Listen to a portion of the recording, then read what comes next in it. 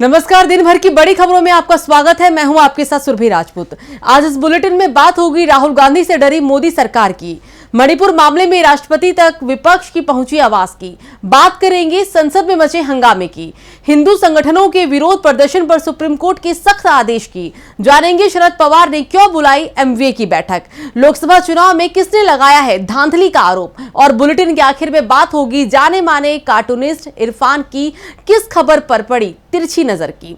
इसके साथ ही और भी कई बड़ी खबरों से आपको करवाएंगे रूबरू, लेकिन तमाम बड़ी खबरों से पहले एक नजर सुर्खियों पर।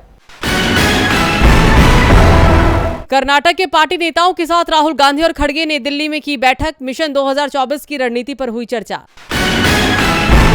गृह मंत्रालय के अधीन आने वाले विभागों में 1 लाख से ज्यादा पद खाली, सरकार ने संसद में दिया लिखित जवाब। ज्ञानवापी को लेकर इलाहाबाद हाईकोर्ट में दाखिल की गई एक और याचिका, गैर हिंदुओं के घुसने पर पाबंदी की मांग। शेयर बाजार में बड़ी गिरावट, सेंसेक्स 676 अंक गिरकर 65,782 पर बंद, निफ्टी में भी 207 अंक की गिरावट रही, निफ्टी 19,526 के स्तर पर हुआ बंद।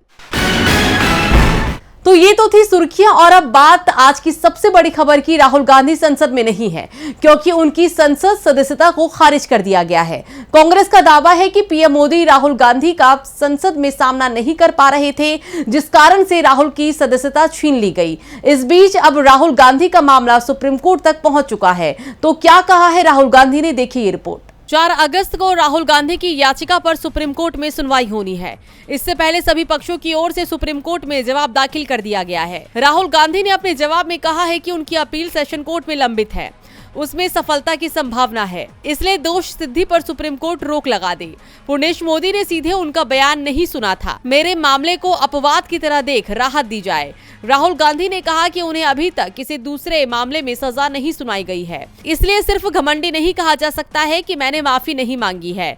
राहुल ने कहा कि उनके खिलाफ दर्ज मामला दुर्भावना पूर्वक दर्ज कराया गया है, इसलिए उन्हें इस मामले में राहत मिलनी चाहिए। अगर राहुल गांधी की सजा पर सुप्रीम कोर्ट रोक लगा देता है तो उनकी संसद की सदस्यता भी बहाल हो जाएगी और वो 2024 का लोकसभा चुनाव भी लड़ सकेंगे। दरअसल राहुल गांधी के खिलाफ जो मामला चल रहा है वो बीजेपी नेता पुर्णेश मोदी की शिकायत पर दर्ज किया गया था। पुर्णेश मोदी ने कहा कि राहुल गांधी ने बिना वजह एक पूरे वर्ग को अपमानित किया और बाद में उन्होंने माफी मांगने से भी मना किया। दरअसल राहुल गांधी ने 13 अप्रैल 2019 को कर्नाटक के कोलार में एक चुनावी जनसभा में नीरव मोदी, ललित मोदी के साथ नरेंद्र मोदी का नाम लेते हुए कहा था कि इन सभी चोरों का सरनेम मोदी क्यों है। इस बीच कांग्रेस नेता अधीर रंजन चौधरी ने बड़ा दावा किया है। उन्होंने कहा है कि राहुल गांधी को संसद में आने से रोकने के लिए ये बीजेपी का हथकंडा है। बीजेपी राहुल की लोकप्रियता से डरी हुई है। पीएम मोदी और अमित शाह दोनों ही राहुल का सामना नहीं कर पा रही है, इसलिए संसद में उनके प्रवेश को रोका जा रहा है। राहुल गांधी को राहत मिली तो मोदी सरकार संसद में मुश्किल में फंस जाएगी। वैसे मणिपुर मामले को लेकर मोदी सरकार और बीजेपी दोनों ही मुश्किल में दिखाई दे रही है। सुप्रीम कोर्ट से सड़क तक विपक्ष ने मोदी सरकार को घेर रखा है और आज तो इंडिया गठबंधन के नेता राष्ट्रपति के आवास तक पहुंच गए। तो राष्ट्रपति से क्या हुई है इंडिया गठबंधन की मांग, देखिए ये रिपोर्ट। मणिपुर मामले को लेकर मोदी सरकार दबाव में दिखाई दे रही है। संसद से लेकर सुप्रीम कोर्ट तक सरकार फंसी हुई है। इसी मामले को लेकर इंडिया गठबंधन का 31 सांसदों का डेलीगेशन राष्ट्रपति से मिला। इस डेलीगेशन में मणिपुर गए इंडिया गठबंधन के सभी 21 नेता भी शामिल किए गए थे, जिन्होंने राष्ट्रपति को वहां के जमीनी हालात की जानकारी दी। राष्ट्रपति से मुलाकात के बाद कांग्रेस अध्यक्ष मल्लिकार्जुन खड़गे ने कहा कि राष्ट्रपति से हम मिले और जो घटना मणिपुर में घट रही है उस पर बातचीत भी हुई। इस दौरान खड़गे ने फिर दोहराया कि उन्हें संसद में बोलने से रोका जा रहा है, मेरा माइक बंद कर दिया जाता है। मुझे नहीं पता, मैं जब बोलने के लिए उठता हूं तो 2 सेकंड में ही मेरा माइक बंद कर देते हैं। उन्होंने कहा कि चेयरमैन ने आश्वासन दिया कि जितना महत्व रूलिंग पार्टी को देते हैं उतना ही विपक्ष को भी देते हैं, लेकिन पता नहीं क्यों मुझे बोलने नहीं दिया जाता है, मेरा माइक बंद कर दिया जाता है। सरकार नहीं चाहती कि मणिपुर पर चर्चा हो। खड़गे ने कहा कि प्रधानमंत्री नरेंद्र मोदी को मणिपुर जाना चाहिए था। बता दें, मणिपुर हिंसा को लेकर पिछले कई दिनों से विपक्ष लगातार सवाल उठा रहा है। संसद के मानसून सत्र में इस मुद्दे पर हंगामा जारी है। मणिपुर को लेकर लगातार 2 दिन सुप्रीम कोर्ट में भी केंद्र और राज्य सरकार को जमकर सुनाया गया। चीफ जस्टिस DY चंद्रचूड़ ने नाराजगी जताते हुए यहां तक कह दिया कि 3 महीने तक स्थिति FIR लिखने जैसी भी नहीं थी। राज्य सरकार की स्टेटस रिपोर्ट बताती है कि FIR दर्ज करने में देरी की गई, लोगों के बयान दर्ज करने में देरी हुई, गिरफ्तारी कुछ लोगों की ही हुई। इससे हमें ये लगता है कि 4 मई से 27 जुलाई तक राज्य में कानून का शासन नहीं था। साफ है कि मणिपुर का मामला बीजेपी के लिए आगे भी मुसीबत बना रहेगा। राष्ट्रपति भवन, सुप्रीम कोर्ट और संसद सभी जगह लोगों की नजर है। सरकार फंसी हुई दिखाई दे रही है। खासतौर पर सुप्रीम कोर्ट और संसद में तो वो जवाब भी नहीं दे पा रही है। इंडिया गठबंधन के सांसद पीएम मोदी से संसद में आकर बयान देने की मांग कर रहे हैं, जिसे लेकर हंगामा मचा हुआ है। इस हंगामे के चलते आज दिल्ली सर्विस बिल पर चर्चा होनी थी, वो भी नहीं हो पाई। तो कब होगी इस बिल पर चर्चा, देखिए ये रिपोर्ट। मानसून की शुरुआत से ही संसद में हंगामा मचा हुआ है। विपक्ष मणिपुर मामले में नियम 267 के तहत चर्चा की मांग कर रहा है। पीएम मोदी से सदन में आकर बयान देने की मांग कर रहा है, लेकिन पीएम मोदी पूरे सत्र में सदन में नहीं आए हैं। इस बीच आज लोकसभा में दिल्ली विधेयक पर चर्चा होनी थी, लेकिन लोकसभा की कार्यवाही 5 मिनट ही चल पाई और शोर शराबे के बीच दिन भर के लिए स्थगित कर दी गई। अब इस पर गुरुवार को चर्चा होने की संभावना है। आज सांसद राघव चड्ढा ने कहा कि जो इस बिल का विरोध करेंगे वो ही सही मायने में देशभक्त हैं।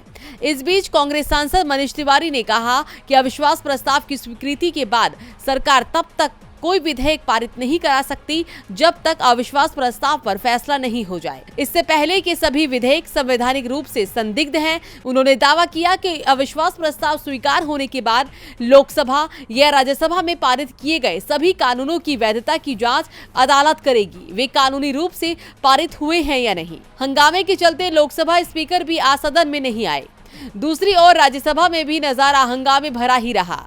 विपक्ष ने राज्यसभा के सभापति जगदीप धनखड़ से पीएम को बुलाने की मांग की, लेकिन सभापति ने साफ कर दिया कि मैं ये निर्देश नहीं दे सकता और दूंगा भी नहीं। इस बीच मणिपुर मामले में चर्चा कराने के लिए नियम 267 के तहत दिए गए सभी 60 नोटिसों को सभापति ने अस्वीकार कर दिया, जिसके बाद विपक्षी दलों ने राज्यसभा से वॉकआउट कर दिया। विपक्ष अपनी मांग पर अड़ा हुआ है कि प्रधानमंत्री नरेंद्र मोदी सदन में मणिपुर मामले में बयान। वहीं बीजेपी का कहना है कि विपक्ष इस मुद्दे पर बहस नहीं चाहता। सरकार नियम 176 के तहत बहस को तैयार है। संसद में सरकार मुश्किल में है तो कोर्ट से रोज आ रहे फैसले सरकार की मुश्किलें बढ़ा रहे हैं। आज सुप्रीम कोर्ट ने हिंदूवादी संगठनों के प्रदर्शन को लेकर सख्त टिप्पणी की। सरकार को सख्त आदेश दिए गए कि कोई भी गड़बड़ी नहीं होनी चाहिए। तो क्या है पूरा मामला और क्या आदेश दिए हैं सुप्रीम कोर्ट ने, देखिए ये रिपोर्ट। हरियाणा के गुरुग्राम के नूह में आज भी तनाव दिख रहा है। जगह जगह पुलिस बल तैनात है। नूह में ब्रिजमंडल यात्रा के दौरान टकराव हुआ था। इस बीच नूह की घटना के विरोध में हिंदू संगठनों ने 2 दर्जन स्थानों पर विरोध प्रदर्शन के आयोजन का ऐलान कर दिया। हालात पहले से ही तनावपूर्ण बने हुए थे। ऐसे में दिल्ली, हरियाणा और यूपी में होने वाले प्रदर्शनों को लेकर चिंता और बढ़ गई। इन पर रोक लगाने की मांग के लिए सुप्रीम कोर्ट में याचिका दायर की गई। CJI DY चंद्रचूड़ ने इस पर तुरंत सुनवाई को मंजूरी देते हुए मामला जस्टिस संजीव खन्ना की पीठ को सौंप दिया। याचिकाकर्ता की ओर से पेश होते हुए वरिष्ठ अधिवक्ता CU सिंह ने कहा कि दिल्ली में बड़ी संख्या में विरोध प्रदर्शन का आह्वान किया गया है। इस दौरान एक समुदाय के खिलाफ नफरती भाषण दिए जाएंगे। करावल नगर जैसे संवेदनशील इलाकों में शाम को 5 और विरोध प्रदर्शन होंगे। उन्होंने कहा कि अगर विरोध प्रदर्शन की अनुमति दी गई तो नफरत फैलाने वाले भाषण से आगे टकराव बढ़ सकता है। सुनवाई के बाद जस्टिस खन्ना की पीठ ने विरोध प्रदर्शनों पर रोक लगाने से तो इनकार कर दिया, लेकिन ये भी साफ कर दिया कि इस दौरान दूसरे समुदाय के खिलाफ किसी तरह की नारेबाजी नहीं की जाएगी। कोर्ट ने कहा कि नफरती भाषणों से माहौल खराब होता है। सरकार सुनिश्चित करे कि हमारे पहले के आदेशों का सख्ती से पालन हो। जहां भी जरूरी हो अतिरिक्त पुलिस बल या फिर केंद्रीय बलों को तैनात किया जाए और जहां भी आवश्यक हो अधिकारी CCTV कैमरों का उपयोग करें, उन्हें सुरक्षित रखा जाए। सभी संवेदनशील क्षेत्रों में वीडियो रिकॉर्डिंग कराए। दिल्ली, हरियाणा और यूपी सरकार को सख्त निर्देश देते हुए कहा कि वो ऐसे प्रदर्शनों पर नजर रखे, कोई नफरत फैलाने वाला बयान दे तो उस पर कार्रवाई हो। नफरती भाषण दिया तो सख्त कार्रवाई होगी।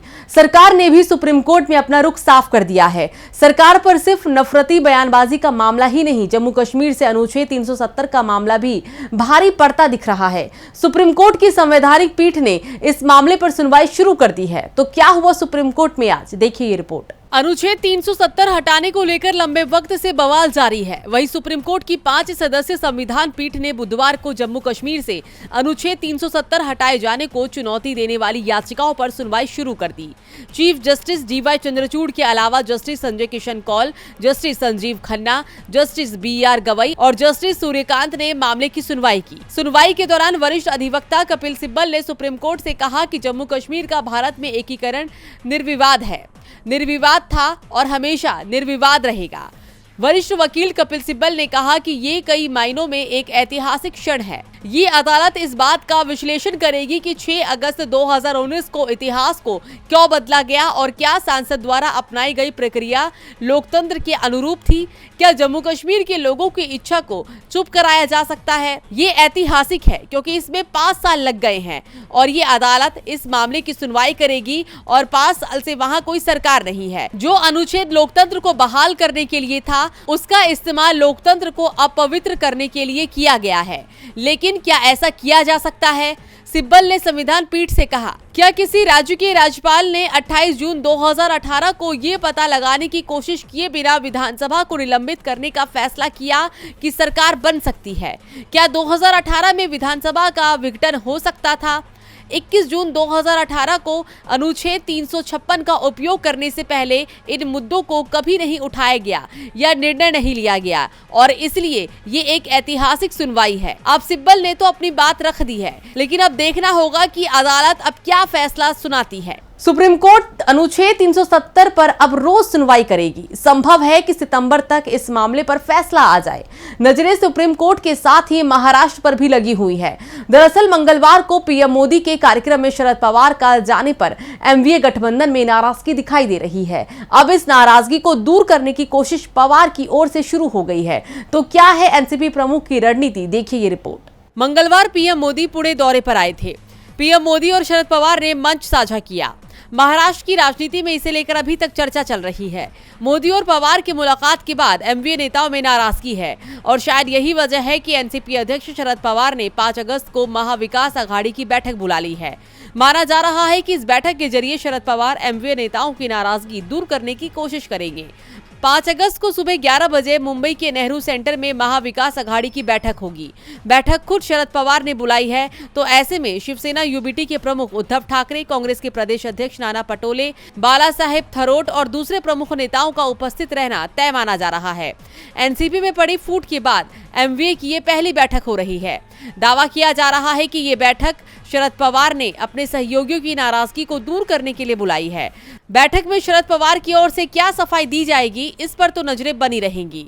इस बैठक में 26 दलों की भी नजरें रहेंगी, क्योंकि इसके बाद इंडिया गठबंधन की अगली बैठक की तारीख तय हो सकती है। इंडिया गठबंधन की अगली बैठक मुंबई में होना तय हुई है। खबर ये है कि 2024 में होने वाले लोकसभा चुनाव को देखते हुए राज्य में जनसभाएं और प्रचार किस तरह से होगा, इस पर भी बैठक में चर्चा की जाएगी। और बुलेटिन की आखिर में बात लोकसभा चुनाव में हुई धांधली की। अशोका यूनिवर्सिटी के प्रोफेसर के रिसर्च पेपर को लेकर राजनीतिक घमासान मच गया है। यूनिवर्सिटी के एक फैकल्टी मेंबर द्वारा पब्लिश कराए गए रिसर्च पेपर में बड़ा दावा किया गया है। कहा गया है कि 2019 का लोकसभा चुनाव बीजेपी ने गड़बड़ी कर जीता है। पार्टी ने अपने पक्ष में धांधली कराई और बड़ी जीत हासिल की। अब रिसर्च पेपर से राजनीतिक घमासान मच गया है। कांग्रेस ने चुनाव आयोग और सरकार से जवाब मांगा तो बीजेपी बचाव में दिख रही है। बीजेपी ने धांधली से जीता था 2019 लोकसभा चुनाव। विपक्षी दल पहले से ही चुनाव में धांधली की बातें कर रहे थे, ईवीएम को लेकर भी सवाल उठा रहे थे और अब अशोका यूनिवर्सिटी के एक फैकल्टी के रिसर्च पेपर में बड़ा दावा किया गया है। प्रोफेसर सब्यसाची दास का 50 पेज का रिसर्च पेपर पब्लिश किया गया है, जिसमें कहा गया है कि करीब मुकाबले वाले क्षेत्रों में बीजेपी को एक तरफा जीत मिली। ये उन राज्यों में हुआ जहां सरकार बीजेपी की थी। बूथ लेवल पर भी गड़बड़ी की गई। इसके साथ ही जिन जगहों पर बीजेपी शासित राज्यों के अधिकारियों की संख्या ऑब्जर्वर के रूप में ज्यादा थी, वहां बीजेपी की जीत हुई। इस रिसर्च पेपर का शीर्षक democratic backsliding in the world's largest democracy है। इसमें 2019 के चुनाव को लेकर तर्क दिए गए हैं कि किस तरह से चुनाव में धांधली की गई। प्रोफेसर दास के इस खुलासे से सियासत तेज हो गई है। कांग्रेस सांसद शशि थरूर ने ट्वीट कर बीजेपी और मोदी सरकार को अपने निशाने पर ले लिया। उन्होंने कहा कि चुनाव आयोग और भारत सरकार को इन दावों का जवाब देना चाहिए, उन्हें डिटेल में जवाब देना चाहिए। एक सीरियस स्कॉलर के तर्क कोई राजनीतिक विद्वेष की वजह से नहीं है। असंगत वोट टैली के बारे में भी जवाब देने की जरूरत है, इससे भागा नहीं जा सकता। थरूर के सवाल के जवाब में बीजेपी ने रिसर्च पेपर पर ही सवाल उठा दिए। उल्टा यूनिवर्सिटी से ही सवाल कर दिया कि कैसे इस पेपर को पब्लिश करने की इजाजत दी गई। बता दें, यूनिवर्सिटी की ओर से ये सफाई आई कि ये रिसर्च पेपर अभी पूरा नहीं है और इसका क्रिटिकल रिव्यू नहीं किया गया है और इसे एकेडमिक जर्नल में भी प्रकाशित नहीं किया गया। और चलते चलते देखते हैं जाने माने कार्टूनिस्ट इरफान की किस खबर पर पड़ी है तिरछी नजर।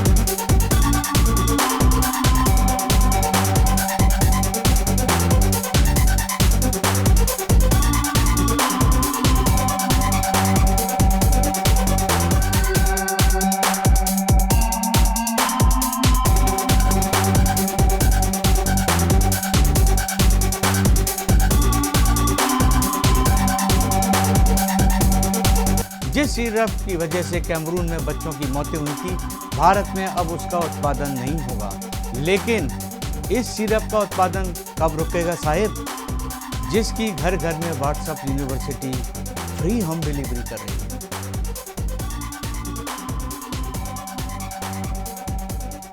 तो आज इस बुलेटिन में इतना ही। देखते रहिए डीबी लाइव। नमस्कार।